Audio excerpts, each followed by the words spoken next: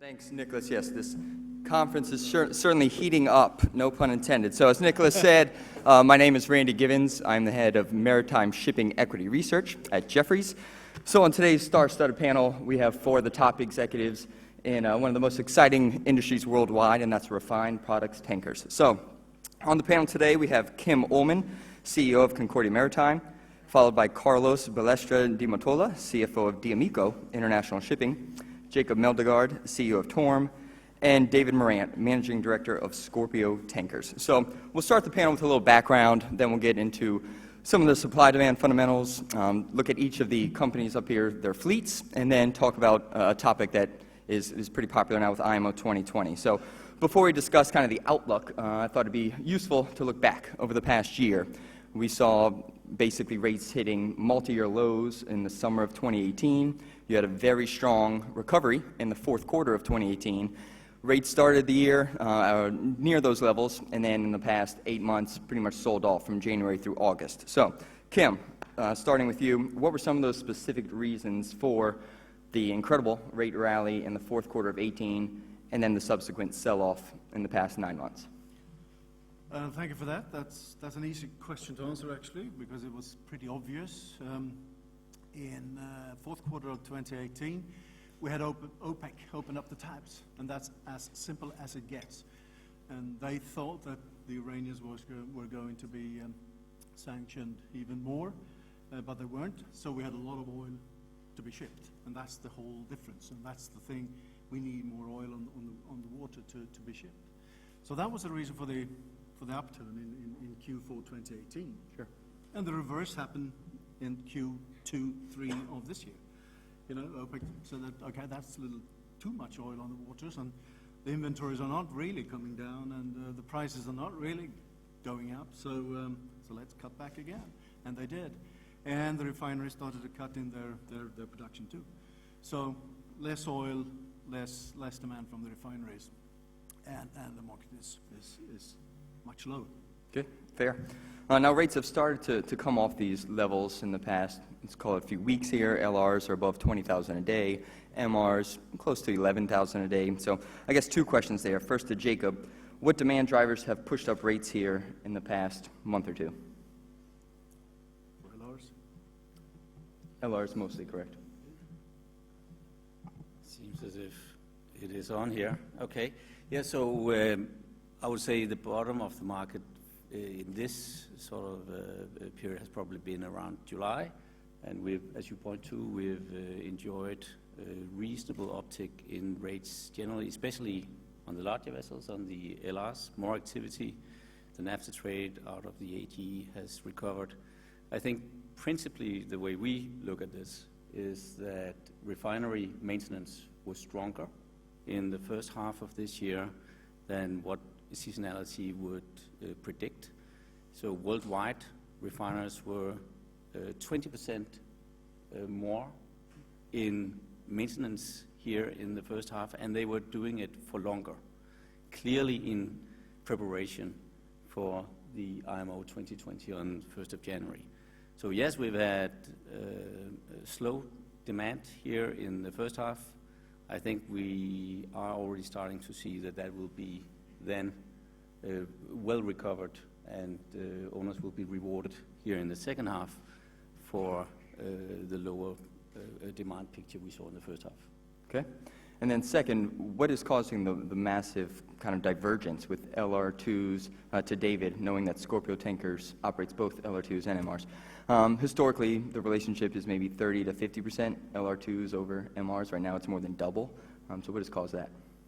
I'm just checking this is working. Thank you. Yeah. So it's an interesting dichotomy. You're right. I think the prompt market at the moment is a little bit dysfunctional. I think you're seeing that in terms of both that spread you reference. I think we take some heart from the period market, where you can see that, you know, MRs for period business are certainly looking in the high teens. You've got LR2s, LR1s rather at 22, 23. LR2s you've seen 25 last done. So I think in some ways there's a bit of volatility in the prompt market that maybe the term market would suggest is going to unwind. The other thing I'd say is it's a little bit of an east-west split. I mean, Jacob mentioned earlier the naphtha arb that's opened back up. We're certainly seeing the LR2s pretty good from the AG into the east. And in the west, it's kind of waiting for winter a little bit of an overhang probably from refineries coming back online from the prolonged outages. I don't think it's anything that would give us huge cause for concern. I think we're very pleased with the way the LR2 market's progressing, and we'd expect to see a little bit of strength coming back into the MRs. And I'd just like to say I'd never seen a room empty as quickly as that since Randy appeared with a sponsorship form for his decathlon. So that was pretty impressive, actually. Well, thank you. Focusing on demand drivers, clearly rate volatility this year has been tied to kind of the varying levels of demand. So a few questions there. Refinery throughput capacity fell dramatically in 2Q19, down to around 80 million barrels a day. The IEA expects it to ramp up by 3 million barrels a day in this quarter. So, Carlos, how are you seeing signs of this rebound in refinery capacity, and if so, in what regions? No, we are seeing it. We are seeing the growth. I mean, it was very impressive to see that in May this year, actually, we had refining throughput, which was below May last year. So that is really exceptional. And I think that is a testament to how deep this refinery maintenance program was happening at the time.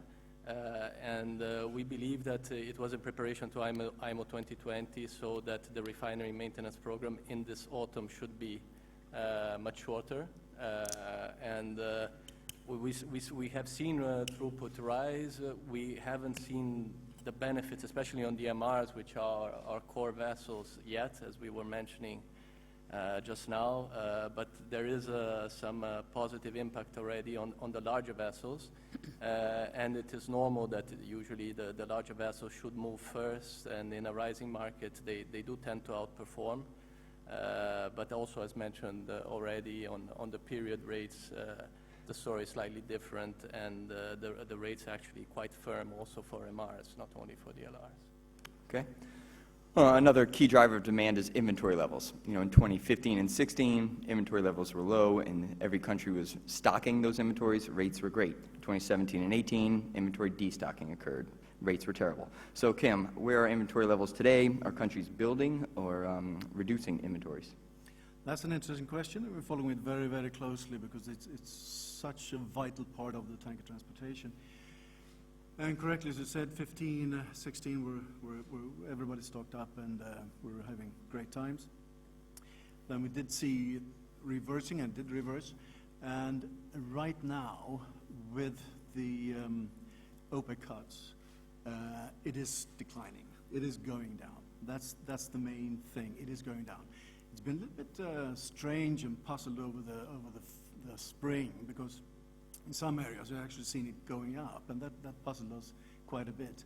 But that is because of the refinery maintenance. So now, when things are coming together, U.S. is now having whatever 7th or 8th week in a row with declining stocks, and Europe is having the same. Far East is having the same. OECD in general, they are on their way down, and that's very important to follow because that's the whole thing. Why I think the market is going to turn in Q4 is that oil is partially or fully going to come back up again with lower inventories. Sure. Jacob, have you seen any specific demand impacts from IMO 2020 yet? I think that would be a hard sell to bring that on yet. I think what we're seeing is that actually some of the bunker suppliers worldwide are not yet coming to grips with what product is it that they're going to have as their inventory. So that I would actually think that we are seeing a little less trade than what is normal. You've seen sporadic too little fuel oil in certain areas of the world right now compared to what is needed from the vessel owners.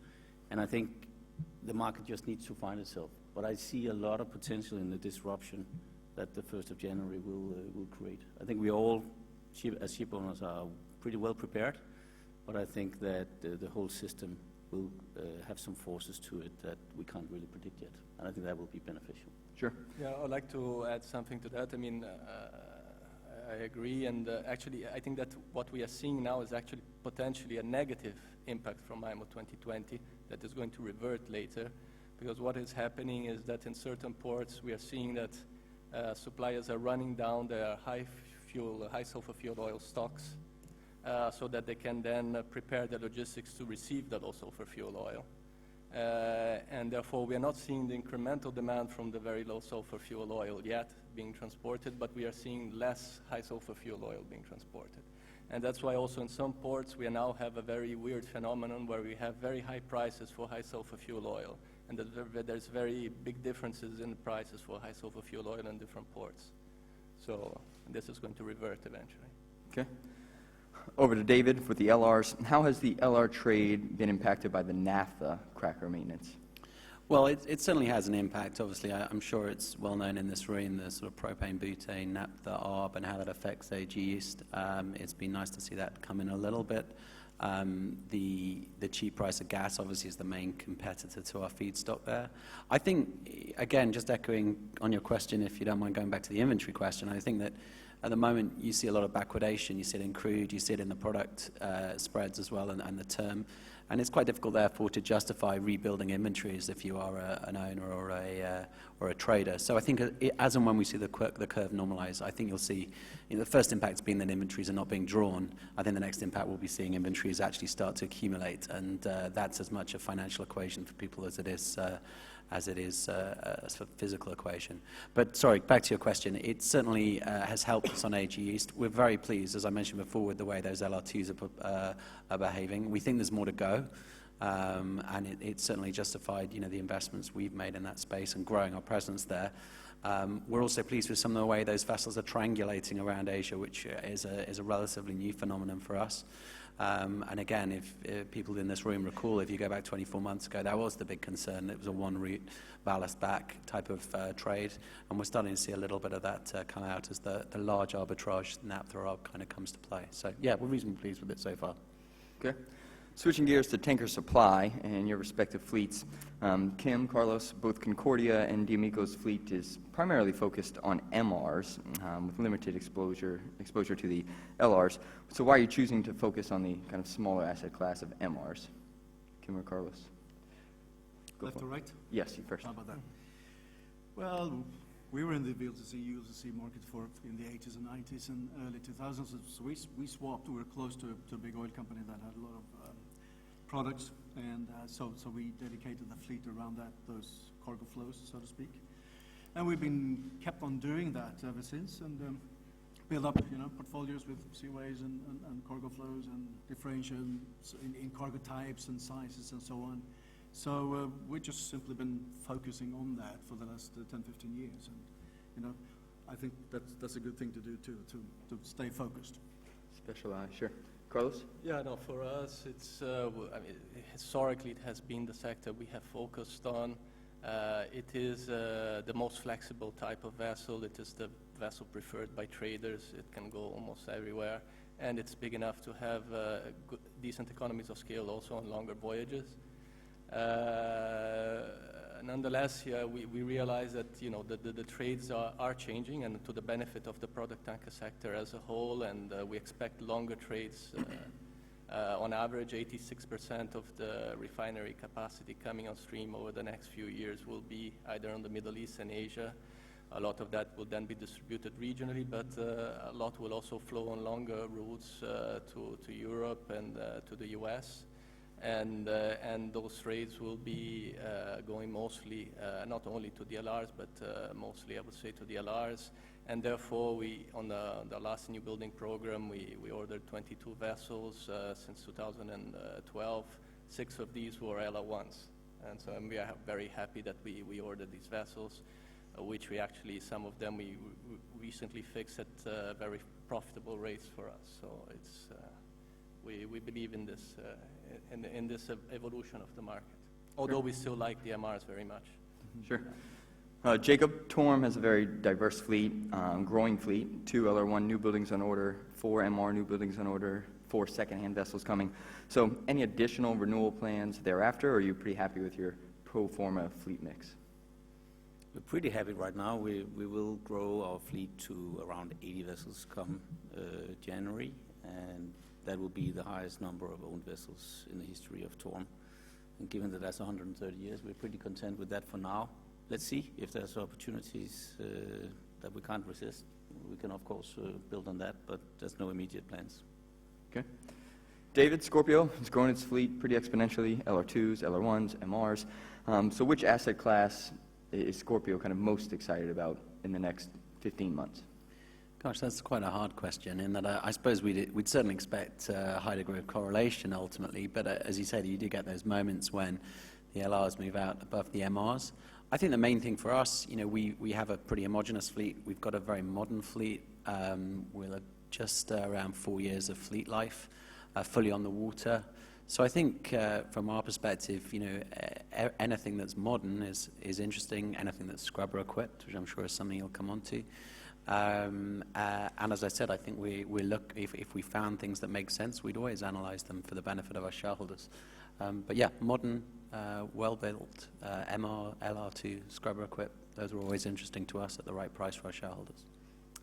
I don't want to let you off that easy. If you had to pick one asset class, LR2 or MR?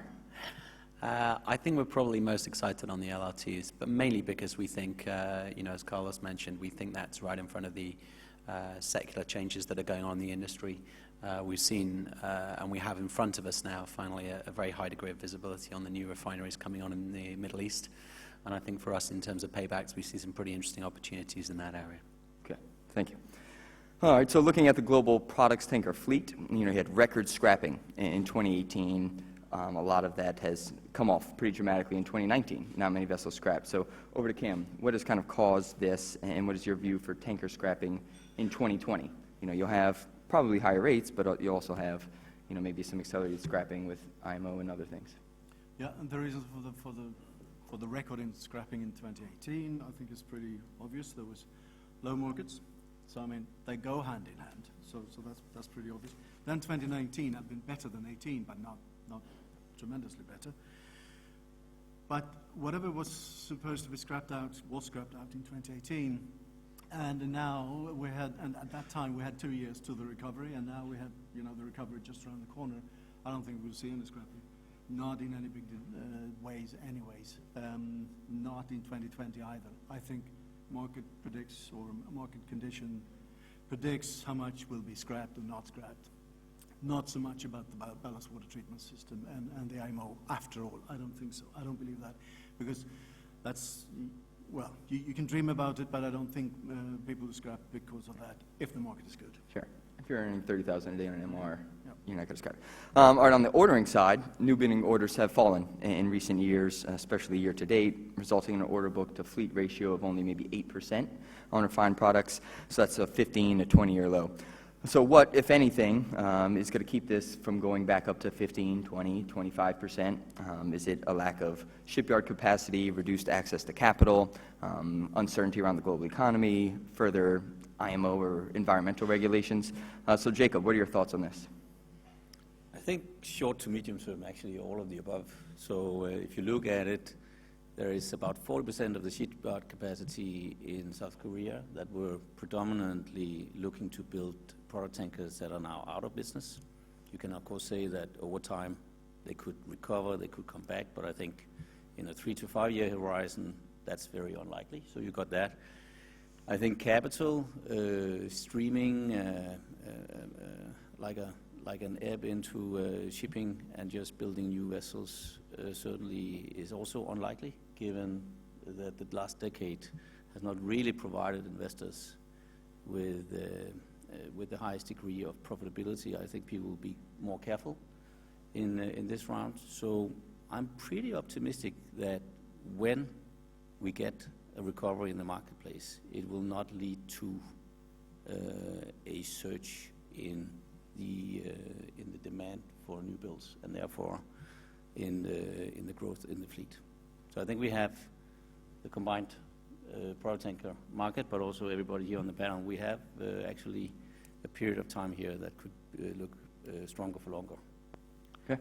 Randy, could I just add, I mean, just on your question before on the scrappage and reference to Jacob's comment, I mean, I think one of the big points that is sometimes missed in product tankers is that 15-year age barrier. And if you look at what happens when ships go through that age barrier, they tend to drop off the prime routes and the prime competition that we deal with at least with the younger fleet, to the main refiners and traders. And that's a fairly dynamic equation. You can't really hide from that. If you look at the next 3 years, you're going to see 230 MRs, that's MRs only, going through that 15-year age barrier. All of those have to be equipped with ballast water treatment systems. All of them will drop into different trades. So there is a case to be made, without making heroic assumptions on scrappage or on the order book, that you could actually see the fleet shrink right into the face of one of the biggest secular changes that this industry has faced in most people's careers. Now, I don't think you need to get there yet in terms of where share prices are and in terms of where our internal projections are, but there's certainly a case you could make, staring at the bottom of a beer glass, for a extremely dramatic move between a fleet shrinking in terms of an addressable fleet into a very strong and one-time jump in the size of the market. Yeah, I'd like to add to that. I agree with all the comments made that an additional barrier is not only the equity capital, but it's also the bank financing, which the landscape is changing, and there's more capital available in Asia, but it's not available to everyone. You have the big Chinese leasing houses, you have the Japanese leasing houses, and the Japanese banks, which are still very active. But the European banks, which have traditionally financed shipping, they are, to a large extent, reducing their exposure and being much more selective. And that will reduce the ability of speculative capital to move into the sector. Or if they move into the sector, they will need to put more equity, and therefore it means they will be able to order less vessels, and they will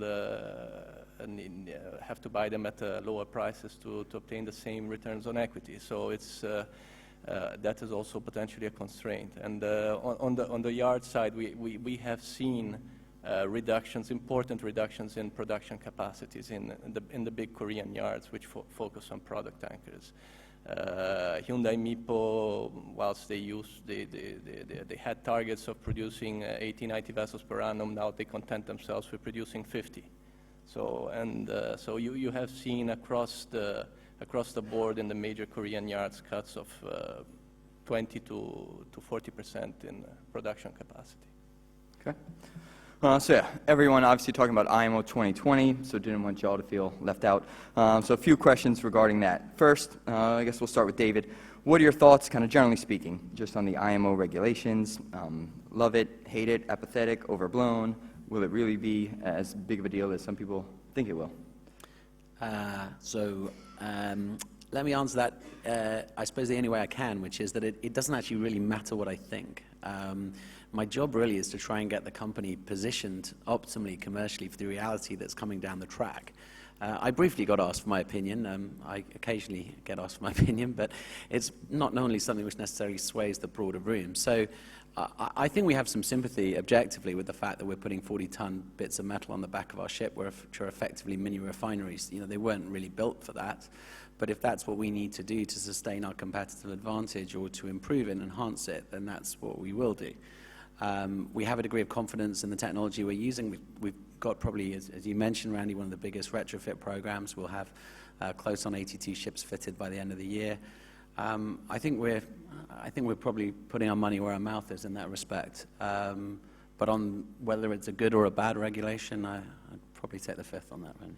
All right, I guess we're following up on that. So obviously Scorpio putting scrubbers basically on its entire fleet. Is that, even for the MRs, the smallest ones, is that mostly an economic decision to capture the spread or an operational decision to allow you to continue to burn HSFO that you know works well on your ship? It's a little bit of both. I think the one thing I would say is we've modeled it pretty carefully. We do see a return on capital that we like, even on the MRs. Our MRs tend to be pretty long distance, tend to be North Atlantic triangulation with minimal port days. And also bear in mind, we've got very young ships, so when we're amortizing or depreciating the life of the scrubber over the life of the ship, the numbers look relatively attractive. So, yeah, it's probably the area as a group internally that we did most work on before making the decision. But you're right to point out, Randy, that there's a compelling financial logic, but there's also an operational advantage from it as well. Sure. All right, over to Carlos. Any ideas on what VLSFO products are currently hitting the market and where they're being refined or blended or being brought to the end user? And then will crude tankers or products tankers transport most of that VLSFO? There's kind of an argument no, there. where it's being refined, well, there are some, it will have to be distributed, definitely. I mean, it will have to be distributed, and potentially the need for distribution is going to be bigger than for the high sulfur fuel oil.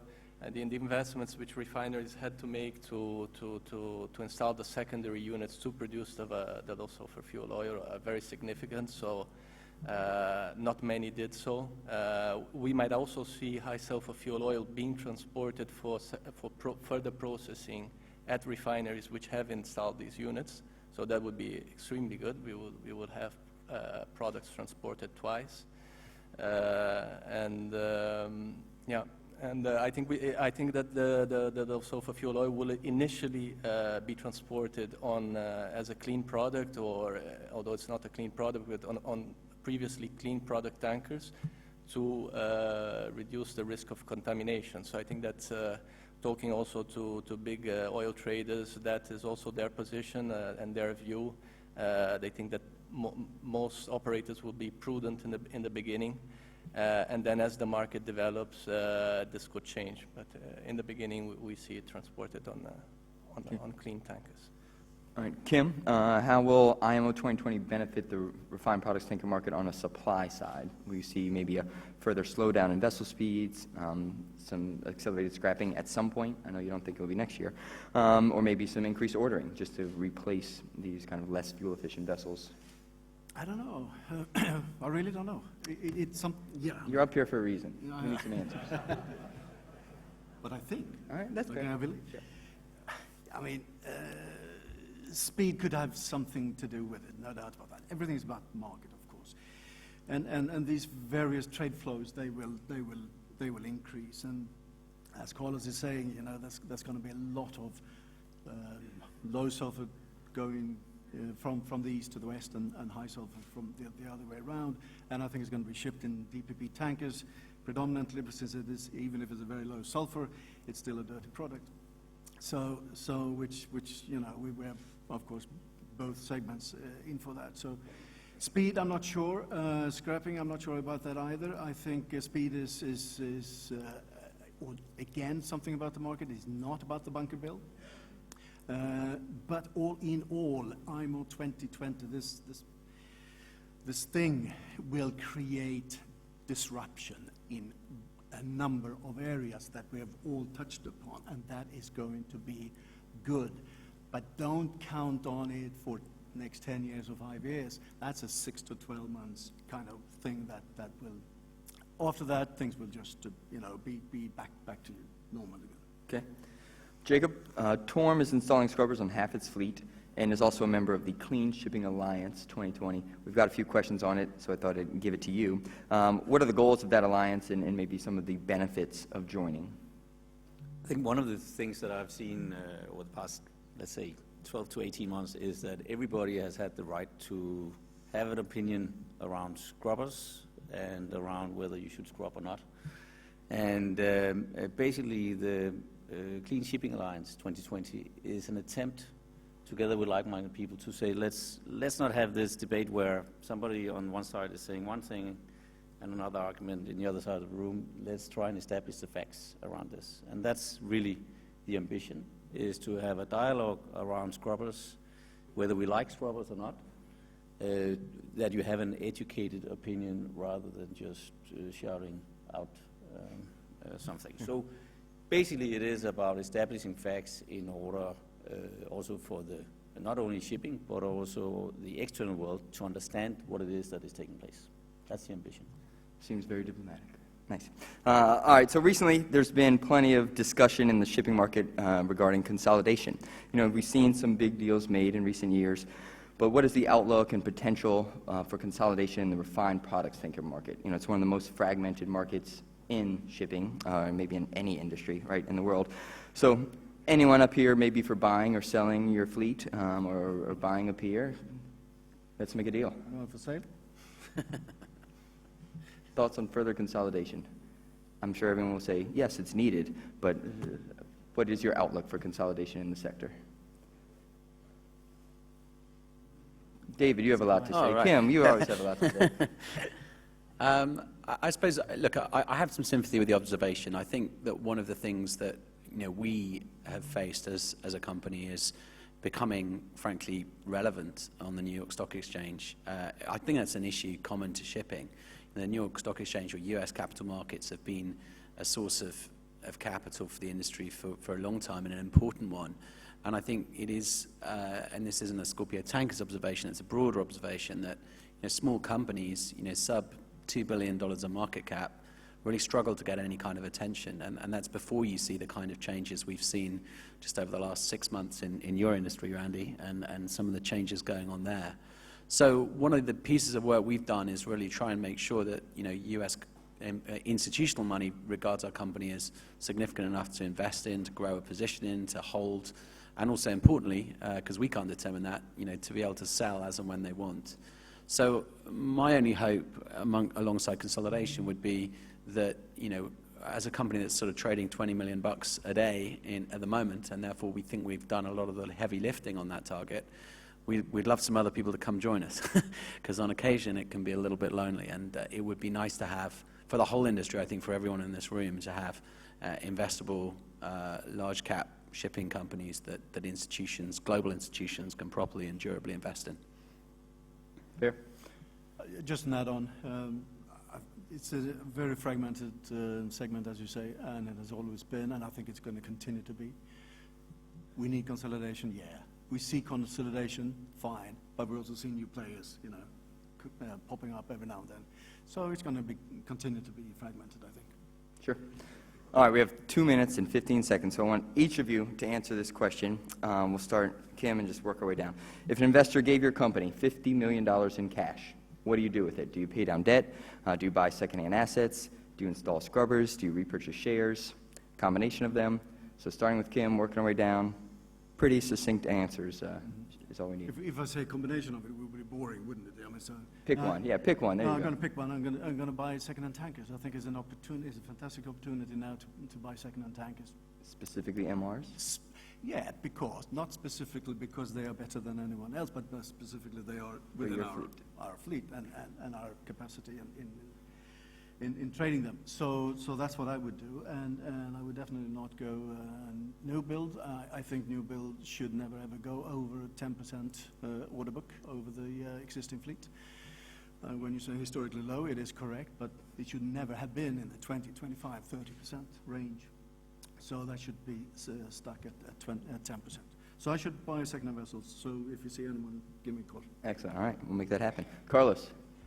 In our case, we would be buying our shares. I think that's an easy one for us because we are trading at a big discount to NAV. We're trading at 50% discount to NAV. And so there's a big opportunity there, and we are looking forward to the moment where we are going to be able to start buying back our shares. And if we had some cash spare, if we can obtain very good financing terms, we could be exercising some of the options on the sale leasebacks we did over the last few years. We did 9 of these, mostly at very attractive terms. So we are not in any hurry whatsoever to go and buy back these vessels. But potentially, if there is an opportunity and the conditions, the financing conditions are even more attractive, we will do so. Okay. Jacob, what you gonna do with the cash? Well, we are in a fortunate situation. We have plenty of cash. We'll probably stack them into the same box and wait a little. We've been very active. We have a huge capex program, as you pointed to, both in terms of new builds, secondary vessel coming to our fleet, the scrubber program. So I think for now I would be a little patient and then wait. Okay. David, finish this off. I was about to go all of the above, but I think Kim ruined that for me. I think on that basis, probably echo what Kim says. I don't think there's any reason to order new, but I think you can buy prompt delivery resales on modern tonnage at current prices, given what we see over the next couple of years. I think that's probably what you do. I think we'd probably love to bring our leverage down a bit over time. That'll probably happen maybe even quicker than we wanted to, but and organically, we would hope. But I think probably I'd echo Kim's commentary in terms of where we think the market's going. Sure. All right, well, there you have it. So unlike the false alarm we saw in this building an hour ago, this sector certainly is about to catch fire, so get ready.